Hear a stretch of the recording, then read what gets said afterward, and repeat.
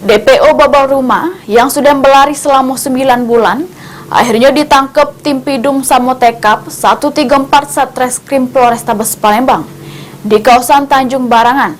Selanjutnya, tersangka digelandang ke Polrestabes Palembang untuk jalani pemeriksaan lebih lanjut.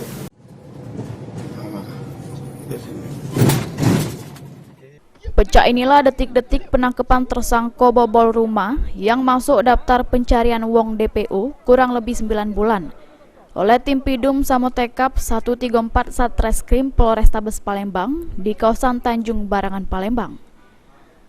Tersangka diketahui bernama Septa, 44 tahun, warga lingkaran Palembang yang ngelaku ke aksi bobol rumah Punyo Arsianti di kawasan Bukit Lamo, Kecamatan Ilir Barat 1 Palembang, bersama dengan 3 kawannya yang terlebih doken ditangkap. Dari tangan tersangka diamankan barang bukti baju yang digunakan Septa pas ngelancar ke aksinya. Selanjutnya, tersangka digelandang ke Mapolrestabes Palembang guna jalani pemeriksaan lebih lanjut oleh tim penyidik Pidum Satreskrim Polrestabes Palembang. Heru Wahyudi, PAL TV.